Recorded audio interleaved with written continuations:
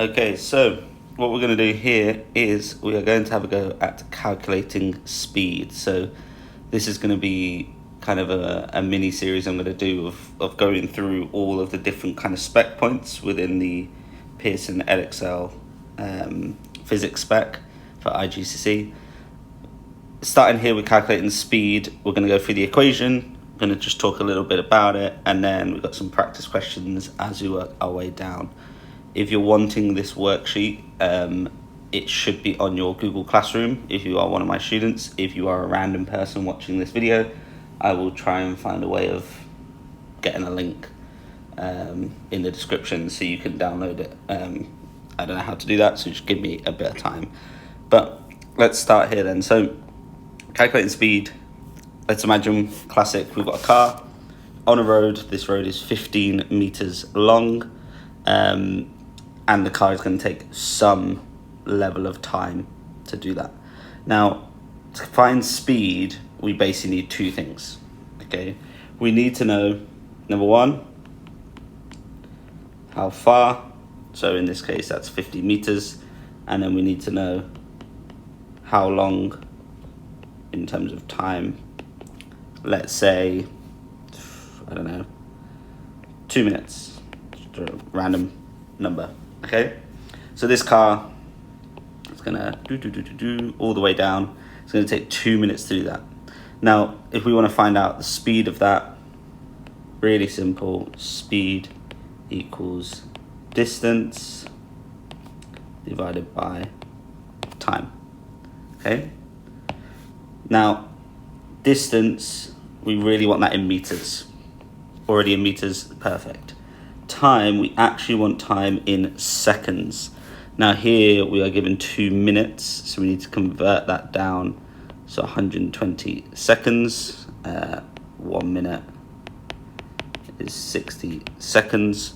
Okay, so if we wanted to find out the speed of this car, we're gonna do speed equals 15 divided by 120. Okay, now just before we do that, we need to think about the unit that we're going to end up with. Okay, so we're going to end up with meters divided by seconds, so meters per second. So our speed is equal to 0.125 meters per second. Perfect, and that's all we need to do. So if we ever want to find speed, we need to know the distance, and we need to divide that by time. Now, I know some people like to use formula triangles and symbols. So here, let's just start with our symbols, and we can put it in our formula triangle later. V, this is actually speed. We give it the symbol V because it's actually velocity. Okay, so speed or velocity. Same equation. The difference is speed is just a number, whereas velocity is a number plus a direction. Okay, both of them, our standard unit is meters per second. Now you can have kilometers per hour, meters per minute, whatever variation of that you want, but that's kind of our standard. Now, probably the more confusing one, S, is in the Edexcel, the Pearson Edexcel IGCSE, S is distance. In some other examples, you might see that as D, which is the standard one that you would think of, or even X. But in the Pearson Edexcel, they set S as distance, so try and remember that. Measured in, as we said earlier, meters, and then T, really simple, is time, and this is measured in seconds. Okay, try not to confuse seconds with distance. Okay, on this side, let's do that in a different color actually. On this side, these are symbols, and then these are units. Okay, so they're different. They're both letters, but they're different. Okay, now if we put that into a forward triangle, we're going to end up with speed or velocity, either one. Horrible writing. Velocity is distance or displacement. Sometimes you'll see that called displacement. A car is displaced 15 meters. It's just the vector version of distance, and then t being time.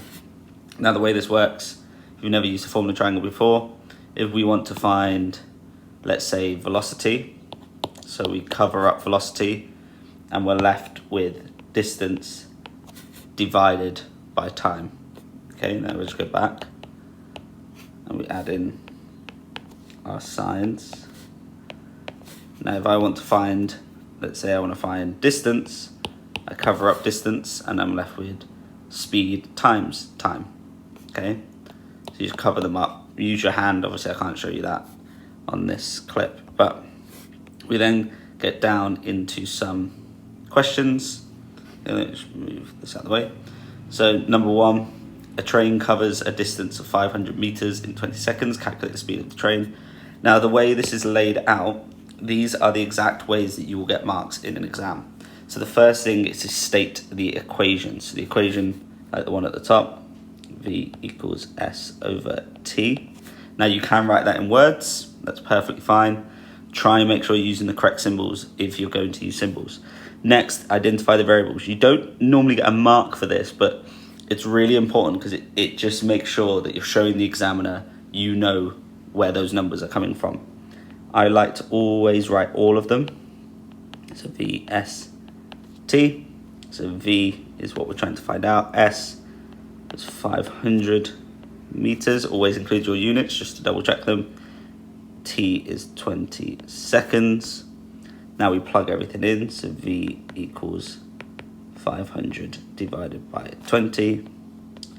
V equals 500 divided by 20, which is 25.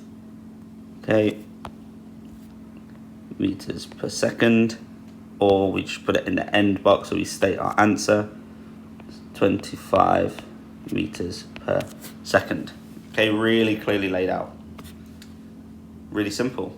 I'm going to leave you to do the rest of those. I don't want to spoil it for you. And then here, these last 2 questions, these are just really common kind of exam ones that a lot of people don't practice. So I think it was important to put this in here for you guys to actually have a practice at doing. So a bird flies at an average speed of 20 meters per minute. State the speed of the bird in meters per second. Okay, this is a unit conversion. So going from 20 meters per minute, and we want that in meters per second. Okay, so we need to obviously recognize that 1 minute equals 60 seconds.